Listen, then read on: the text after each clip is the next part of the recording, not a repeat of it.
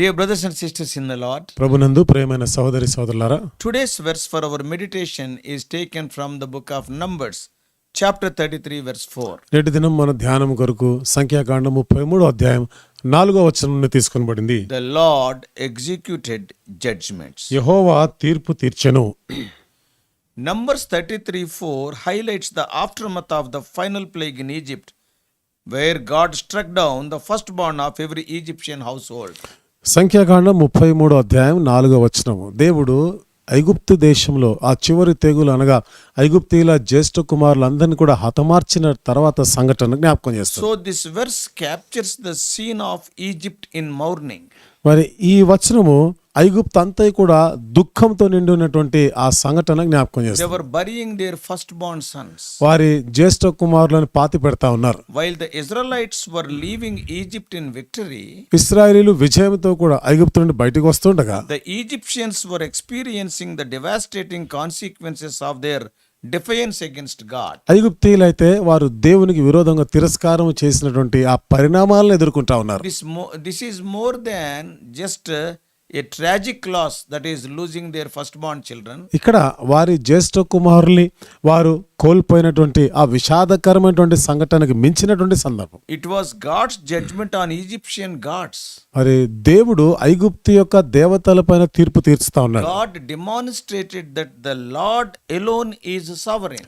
దేవుడు మాత్రమే సార్వభౌమ అధికారం గలవాడని వాళ్ళు కనపరిచారు. So therefore the Egyptians were not only grieving their children, కాబట్టి ఐగుప్తీయులు వారి పిల్లలను బట్టి దుఃఖించడం మాత్రమే but కాకుండా also witnessing the defeat of their deities.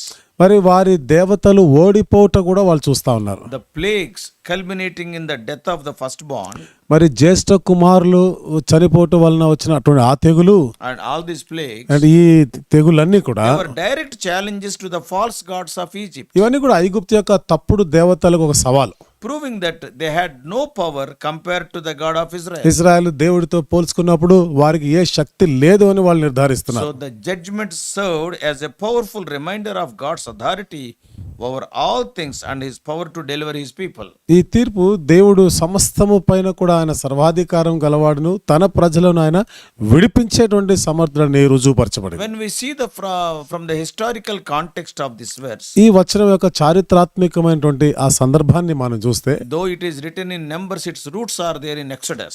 సంఖ్యాకాండంలో ఈ మాటలు రాయబడినా దీని వేర్లు నిర్గమకాండంలో ఉన్నాయి. Yeah, that speaks of the final and the most severe plague that led to Israel's freedom. ఇది అంతిమమైనటువంటి తీవ్రమైనటువంటి ఆ యొక్క తెగులుని అంటే ఇశ్రాయేల్ ప్రజలు విడుదలను సూచిస్తా ఉంది. And Egypt, we all know, is a land of idolatry. ఐగుప్తు అనగా మనకు తెలుసు కదా, అది విగ్రహారాధనతో కూడిన దేశం. They were worshipping numerous gods that represented various aspects of life.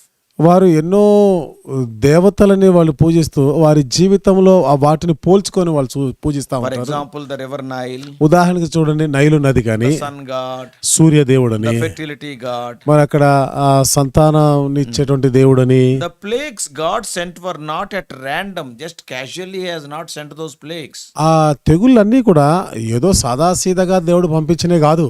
Each plague targeted a specific Egyptian god. ఒక్కొక్క తెగులు నిర్దిష్టముగా ఐగుప్తు యొక్క దేవతను సూచిస్తాం And revealing their inability to protect or provide for the people. మరి ప్రజలని ఏమాత్రం కాపాడలేవు అనేటువంటిది అది రుజువుపరుస్తా ఉన్నాయి. So the death of the firstborn was the ultimate act of judgment. మరి జ్యేష్ఠ కుమారుడు చనిపోవటం అనేది దేవుని యొక్క అంతిమమైనటువంటి తీర్పును సూచిస్తాం. It was aimed directly to attack the heart of the Egyptian society. నేరుగా మరి ఐగుప్తు యొక్క ఆ సమాజం పైననే అది పడినట్టు చూస్తున్నాం, దాడి చేసినట్టు చూస్తున్నాం. In that culture, అక్కడ ఉన్నటువంటి వారి సంప్రదాయంలో Pharaoh was also considered as a god king. ఫరో కూడా దైవ రాజుగానే అక్కడ పరిగణించబడతారు He was వాళ్ళకి. king and god also. అంటే అక్కడ వాళ్ళ దేవుడుగా రాజుగా కూడా ఉంటున్నాడు But వాళ్ళకి. he was powerless to stop it. కానీ దీనిని ఆపు చేయడానికి ఆయనకి ఏం శక్తి చాలలే. And the widespread mourning highlighted that helplessness of Egypt's gods. అంతగా ఎక్కడ చూసినటువంటి ఉన్నటువంటి ఆ దుఃఖము చూస్తే ఐగుప్తీయులు ఎంతో నిస్సహాయులు అనేది తెలుస్తా ఉంది. Meanwhile, the Israelites were protected because of their obedience to God's command to observe the Passover. అదే సమయంలో దేవుని యొక్క ఆజ్ఞ అనగా పస్కాను ఆచరించాలనేటువంటి ఆజ్ఞను వాళ్ళు శిరసా వహించిన కారణాన్ని బట్టి వాళ్ళందరూ కూడా కాపాడబడ్డారు. Yeah, they are marking their homes with the blood of a lamb. వారి యొక్క ఇళ్ళని గొర్రెపిల్ల రక్తంతో పూసినారు. So theologically speaking, ఇప్పుడు వేదాంత పరంగా మనం చెప్పుకోవాలంటే this verse underscores God's supremacy over all false gods and idols. ఈ వచనము మరి దేవుడు అన్ని తప్పుడు దేవతలన్నిటిపైన కూడా ఆయన ఔన్నత్యం గల సార్వభౌమ అధికారం గల దేవుడు అనేది మనకి రుజువుపరచబడింది. The judgment on Egypt was not only against Pharaoh, but also a direct statement against the spiritual forces that held the people in bondage. ఐగుప్తు మీద తీర్పు ఫరోకి వ్యతిరేకంగా మాత్రమే కాకుండా మరి పాపం చేత పట్టబడి పాప దాసత్వంలో అంధకారంలో ఉన్నటువంటి వారికి విరోధంగా కూడా ఉంది. So this verse is a powerful reminder that God will not tolerate idolatry. ఈ వచనము దేవుడు విగ్రహారాధన ఏమాత్రం సహించలేడు అనే దానికి ఒక శక్తివంతమైన He alone deserves worship and allegiance. ఆయన మాత్రమే ఆరాధనలకి ఆయన యోగ్యుడై ఉన్నాడు. For the Israelites, ఇశ్రాయేలీయులకైతే witnessing the judgment on Egypt's gods reinforced their understanding of God's unique power and faithfulness. ఐగుప్తు దేవతలపైన తీర్పు తీర్చబడడం అనేది ఆ వారి దేవుడు ఎంత శక్తివంతమైనటువంటి దేవుడు అనేటువంటిది వాళ్ళని ఎంతో బలపరుస్తుంది. It solidified their identity as God's chosen people. దేవుని చేత ఎంపిక చేయబడినటువంటి ప్రజలు మరి ఆ విధంగా వాళ్ళు గుర్తించబడుతున్నారు అనేది కూడా అర్థమవుతుంది. And they were set apart from the idolatry that dominated the cultures around them. మరి వారి చుట్టూనటువంటి విగ్రహాలతో కూడినటువంటి ఆ ప్రభావం నుండి వీళ్ళు వేరుగా ఉంటుంది. So this event served as a foundational moment in their faith. కాబట్టి ఈ సంఘటన వారి జీవితంలో ఒక విశ్వాసానికి ఒక పునాదిగా ఉంటుంది. And teaching them to trust in God's power to protect and to provide. మరి వాళ్ళని కాపాడి వారికి అన్ని కూడా సౌకర్యాలు ఇస్తాడని దేవుని యొక్క శక్తి పైన వాళ్ళు నమ్మిక ఉంచే దాని గురించి కూడా అది So many సూచిస్తుంది. wonderful truths we can learn from Numbers 33:4. సంఖ్యాకాండం 33:4 నుండి అనేకమైన అద్భుత సత్యాలని మనం నేర్చుకోగలం. The mourning Egyptians burying their dead one side. దుఃఖంలో ఉన్న ఐగుప్తీయులు ఒకవైపు వారి జ్యేష్ఠ కుమారుల్ని పాతి పెడతా ఉన్నారు. Other side, the victorious Israelites marching towards freedom. మరొక వైపు విజయవంతులైనటువంటి ఇశ్రాయేలీలు వారు మరి విడుదల పొంది వాళ్ళు ముందుకు సాగిపోతున్నారు. And especially in this verse, that phrase is there, one phrase. విశేషంగా ఈ వచనంలో ఒక మాట ఉంది చూడండి. The Lord had struck down among them. యెహోవా వారిని హతము చేసిన ఉంది. So that highlights God's active role in the judgment. అంటే ఈ తీర్పు తీర్చడంలో దేవుని యొక్క చురుకైనటువంటి ఆ కార్యాన్ని చూస్తున్నాం. So therefore there is no doubt it is a divine act, not just a natural disaster. కాబట్టి ఇది ఏదో ప్రకృతి వైపరీత్యం లాంటిది కాకుండా దేవుని యొక్క కార్యమే, దేవుని హస్తమే అందులో ఉంది. This verse also explicitly states that the Lord had brought judgment on their gods. ఈ వచనంలో ఖచ్చితంగా దేవుడే వారి పక్షంగా తీర్పు తీర్చినాడు అనేది కూడా మనకు అర్థమవుతుంది. What does it mean? అంటే దీని అర్థం ఏమిటి? Plagues were more than just a punishment.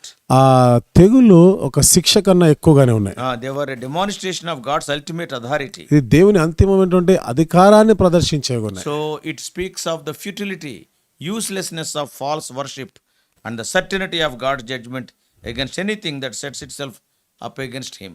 ఇది బూటకమైనటువంటి వారి యొక్క ఈ ఆరాధనలకి అన్నిటికీ మించినటువంటి దేవుడు ఈ కార్యాలు జరిగించేవాడని కూడా అర్థమవుతుంది. Similar incidents are written in the Bible in different places. ఇదే రకమైనటువంటి సంఘటనలు బైబిల్లో వేరు వేరు స్థలాల్లో కూడా రాయబడ్డాయి. Later you can read Exodus 12:12. తర్వాత నిర్గమకాండం 12:12 Psalm చదవండి. 135 verses 8 and 9. 135 కీర్తన 8-9 వచనాలు. Isaiah 19:1 etc. యెషయా 19:1 కూడా. So what this verse means for today's Christian? మరి ఈ వచనం నేటి దిన క్రైస్తవులకి ఎలా సంబంధం ఉంది? So for Christians today, this verse is a reminder of God's power over all false gods and idols. నేటి దిన క్రైస్తవులకైతే అన్ని తప్పుడు అబద్ధపు దేవతలందరిపైన దేవుడు శక్తి గలవాడు అనేది మనకు అర్థమవుతుంది. Today this world is filled with so many competing influences and so many temptations. ఏదైనా ప్రపంచమంతటి కూడా ఎంతో పోటీతత్వము ఒక శోధనలతో నిండినదిగా మనం చూస్తున్నాం. Even some of the human beings, they are telling that they are gods. ఇంకా కొంతమంది మనుషులు వాళ్ళు దేవుళ్ళని చెప్పుకుంటున్నారు కూడా. But we have to understand God alone is worthy of our worship. అయితే మనం ఇక్కడ అర్థం చేసుకోవాలి, దేవుడు మాత్రమే ఆరాధనలకు యోగ్యుడు అని. Just as God judged the gods of Egypt, ఈ విధంగా దేవుడు ఐగుప్తు దేవతలకు తీర్పు తీర్చాడు. He calls us to turn away from anything that takes His place in our lives. మన జీవితంలో తన స్థానము దేవుని స్థానాన్ని తీసుకునేది ఏదైనా కానీ వాటిని విడిచి ఆయన వైపు మళ్ళాలని జ్ఞాపకం చేస్తుంది. So this verse also serves as a sober warning about the consequences of rejecting God's authority. ఈ వచనము దేవుని యొక్క అధికారాన్ని మనం ధిక్కరిస్తే దాని పరిణామాలు ఏంటో అది కూడా మనకు జ్ఞాపకం Yeah, చేస్తుంది. why the Egyptians suffered? ఐగుప్తీయులు ఎందుకు అన్ని బాధలు The అనుభవించాల్సి వచ్చింది? Egyptians suffered greatly because they refused to acknowledge the one and true God. ఈ ఐగుప్తీయులు ఒక్కడై ఉన్నటువంటి సత్యవంతుడైనటువంటి దేవుని అధికారాన్ని వాళ్ళు ఒప్పుకోలేదు. In contrast, దానికి భిన్నంగా those who trust in God, like the Israelites, find protection and deliverance. ఇశ్రాయేలు వలె దేవుని యందు నమ్మిక ఉంచిన వారు వాళ్ళు కాపాడబడ్డారు.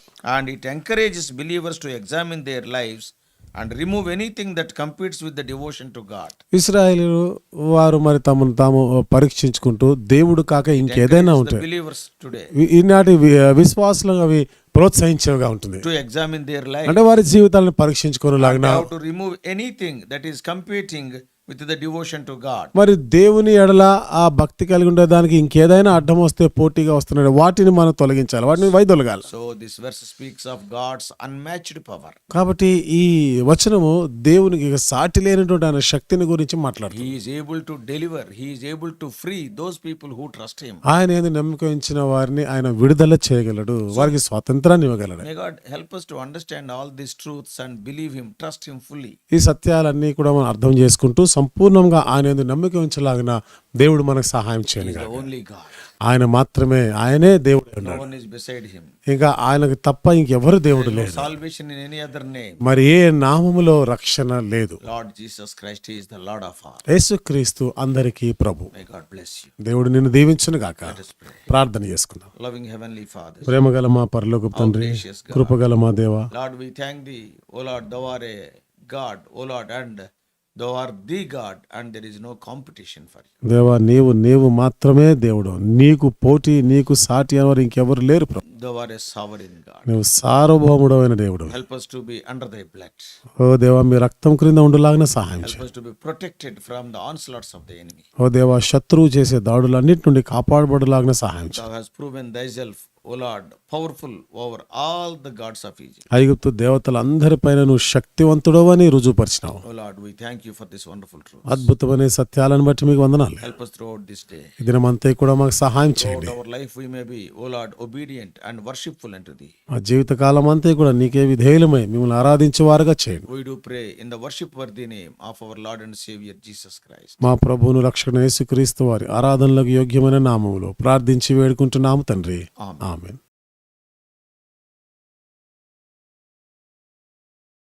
God bless you all.